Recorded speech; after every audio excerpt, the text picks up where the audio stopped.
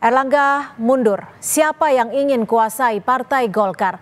Kita akan bahas bersama dengan Hanta Yuda, Direktur Eksekutif Poltreking Indonesia, dan juga Nurdin Halid, Wakil Ketua Umum Partai Golkar. Selamat petang, Mas Hanta.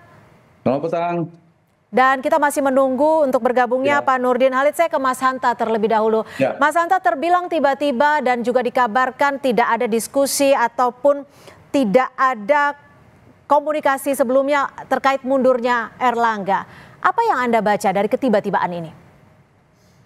Ya, memang posisi Ketua Umum Golkar yang di Pak Erlangga ini cukup panas ya. Kenapa panas? Karena dua hal faktor.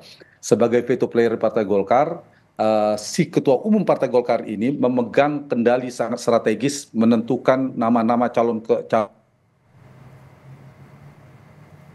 Mohon maaf Mas Hanta, suaranya? Calon se-Indonesia. Ya, bagaimana secara posisi Golkar memegang, tadi sempat terputus. Ya, karena posisi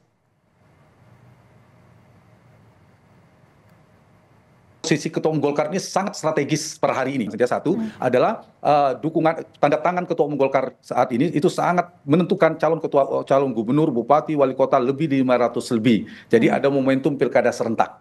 Jadi kalau Ketua Umumnya berganti, ada indikasi posisi-posisi wilayah strategis itu bisa berubah. Nah, bisa jadi yang melatar belakanginya juga ada dinamika terkait dengan nama-nama yang tidak sinkron antar beberapa pihak aktor politik di dalam penentuan dinamika calon kepala daerah, terutama di Golkar. Yang kedua, posisi player Ketua Umum Golkar itu sangat menentukan nanti di pergantian suksesi pemerintahan baru Prabowo Gibran, itu juga memiliki hak prerogatif tanda petik siapa menteri yang akan dikirim oleh Ketua Umum Golkar ke pemerintahan baru. Jadi dua kekuasaan sangat strategis itu yang membuat posisi panasnya kursi Pak Erlangga. Di saat yang sama kita tahu sebelumnya Pak Erlangga juga punya titik lemah terkait dengan kasus hukum misalnya yang sebelumnya sempat ada. Nah, ini yang kita bisa lihat bisa jadi berkelindan. Nah, kalau begitu, apa penyebab yang mendorong mundurnya Pak Erlangga? Menurut saya ada dua faktor.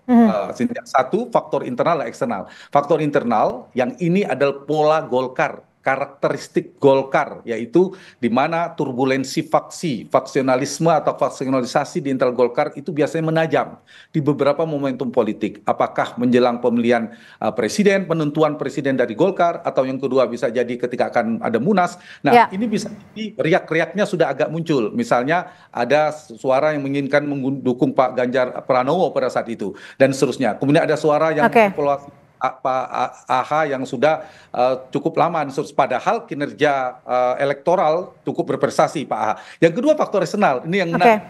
Faktor internal ini adalah kemungkinan goncangan badai dari luar. Ya, biasanya kekuasaan yang tidak bisa jauh terkait dengan pengaruh di dalam Golkar. Nah, dari dua faktor tadi yang saya sebutkan itu yang melatar belakangi tampaknya Pak Erlangga tiba-tiba harus mundur sebagai Ketua Umum Golkar. Kalau dari Mas Hanta sendiri melihatnya bagaimana? Ada tidak faktor Jokowi terkait dengan mundurnya Erlangga dari kursi Ketua Umum Partai Golkar? Kalau faktor Pak Jokowi itu faktor eksternal ya. Kita bicara yang di dalam. Di Golkar ini memang menarik. Kebetulan riset tesis saya tentang Partai Golkar, sering berinteraksi dengan Golkar termasuk dengan Pak Nurdin Halid yang selalu menghiasi dinamika ketika ada Munaslup di Partai Golkar.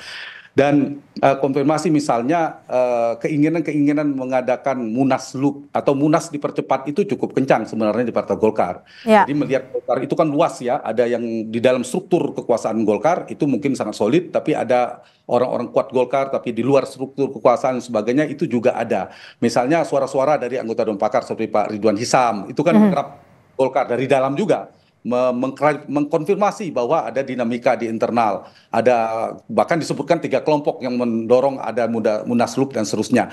Sehingga meskipun mana yang paling kuat, saya pikir tidak bisa dipungkiri ada faktor di Golkar, bukan sesuatu yang buruk di partai, ada faksionalisme. Itu justru membuat partai itu sehat, tinggal partai itu bisa mengelolanya. Turbulensi faksi itu justru menjadi titik membuat partai itu semakin kuat. Nah, poin saya tidak bisa dipungkiri ada keinginan antara Munas tetap di Desember, Munas dipercepat, belakangan kemudian Munaslup. Dan dengan mundurnya Pak Erlangga, maka itu membuka pintu kemungkinan Munas dipercepat alias Munaslup. Itu realitas yang pertama, bahwa kapan Munaslupnya, apakah akan aklamasi ketua umumnya, apakah akan ada pemilihan secara terbuka, dan seterusnya. Itu satu. Yang kedua, saya menjawabnya begini, pertanyaan Sita tadi bahwa pemilihan ketua umum Golkar sebelumnya, tidak hanya sekarang, sejak era Pak Akbar Tanjung, Pak Abu Rizal Bakri, Pak Yusuf Kala, Pak Setia Novanto, Pak Airlangga Hartarto, ada 3 faktor sangat menentukan variabelnya. Dari yang pertama sampai ketiga, yang pertama yang paling kuat, faktor pertama adalah faktor pengaruh dan restu kekuasaan. Tidak bisa dipungkiri. Silakan buka rekam jejaknya. Yang kedua adalah faktor di mana pengaruh dari kekuatan logistik. Dan yang ketiga adalah faktor kekuatan jejaring pemilik suara, organisasi, DPD, dan sebagainya. Tetapi kalau diurut, itu biasanya yang menang adalah yang dekat dengan kekuasaan. Betul, kata Pak Nurdin, semuanya dekat, semua dekat, apalagi Pak Erlangga sangat dekat sekali kepada Presiden. Tapi biasanya itu kalau nanti dibuka setelah ini pertarungannya, itu yang paling dekat dengan Presiden biasanya menangkan pertarungan. Kita buka saja Pak Arbo Tanjung saat itu sangat dekat sekali dengan Pak Presiden Habibie, Pak Abu Rizal Bakri, Pak Yusuf Kala, apalagi di dalam pemerintahan Pak Abu Rizal Bakri dengan Pak SBY, Pak Setia Novanto, Pak Jokowi, dan terakhir Pak Erlangga dengan Pak Jokowi. Nah, hari ini maka kalau saya balik kalimatnya, ke depan itu siapa yang sangat menentukan. Kalau Munas Golkar diadakan pada bulan Desember 2024, maka faktor Prabowo Subianto sangat menentukan. Oke, kalau sebelum itu? Pak Nurdin, dilakukan sebelum pergantian pemerintahan, hari ini yang sangat menentukan menurut saya adalah Presiden Joko Widodo. Mas Hanta, tadi kan Pak RK, Kang Ridwan Kamil juga menyebutkan bahwa mundurnya Erlangga Hartarto merupakan hal yang wajar sebagai bentuk dinamika politik. Bagaimana Anda melihat ini? Mas Hanta. Iya, tadi sudah diklarifikasi juga oleh Pak Nurdin Halid ya, bahwa udah keputusan pribadi. Realitasnya sekarang Pak Erlangga sudah mundur, tentu punya catatan prestasi elektoral, beliau juga bagus itu. Nah, cuma tadi pertanyaan Cynthia tadi saya luruskan, saya kira Pak Bahlil dan Pak Agus Gumiwang itu konteksnya Munaslup. Kalau PLT itu memang Agus Gumiwang, karena nama itu cukup kuat mengarah ke sana. Tapi kalau nanti Munaslup, biasanya lihat mereka punya posisi publik. Ketua DPRK, Menteri, Wapres, biasanya itu menjadi kandidat kuat. Yang kedua, biasanya mendapatkan restu dan pengaruh dari kekuasaan. Itu 2 faktor yang dilihat. Barulah nanti mempengaruhi pemilik suara. Nah, kalau namanya Munaslup, menarik saya, kalau PLT saya kira sudah arahnya sudah jelas ya, harus satu di antara 11 waketum itu mungkin Pak Agus Gumiwang. Nah, Agus Gumiwang mungkin akan menjadi calon kuat dari kelompok struktur yang sekarang sudah ada. Bisa jadi nama Pak Bahlil seperti pertanyaan Cynthia tadi, yang katanya sangat dekat dengan Pak Jokowi, tentu Pak Agus juga dekat. Yang ketiga bisa jadi Pak Bambang Susatyo, yang hari ini sedang bersilaturahmi ke Pak Surya Paloh, bisa jadi akan masuk nama-nama itu, 3 kuatnya. Tapi di luar itu bisa jadi Pak Doli Kurnia juga bagus, Pak Nurdin Halid juga sudah sangat bisa jadi masuk jadi ketua umum banyak. Tapi 3 yang tadi saya kira sangat mungkin ya muncul dalam kontestasi pemilihan suksesi Partai Golkar ke depan.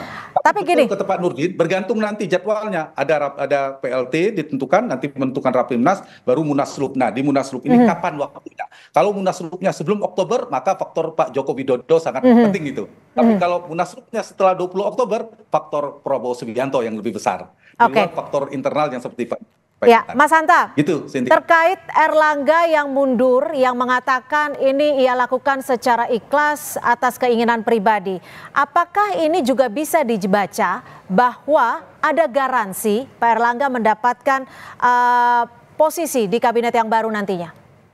Saya kira iya, kalau itu Pak Erlangga karena prestasinya juga ya, bukan karena soal politik. Secara personality Pak Erlangga ini punya kinerja yang relatif baik di kementerian sebagai Menko. Kita harus objektif mengatakannya. Yang kedua, sebagai Ketua Umum Golkar juga punya prestasi elektoral. Jadi dengan jadi ketua atau menjadi ketua umum, menurut saya Pak Erlangga sangat besar kemungkinan masuk ke pemerintahan Prabowo Gibran ke depan. Apalagi sekarang misalnya ketika tidak menjadi ketua umum, kalau bahasanya tadi kompensasi, semakin besar peluang saya yakin Pak Erlangga sesuai salah satu faktor alasannya ingin fokus di pemerintahan.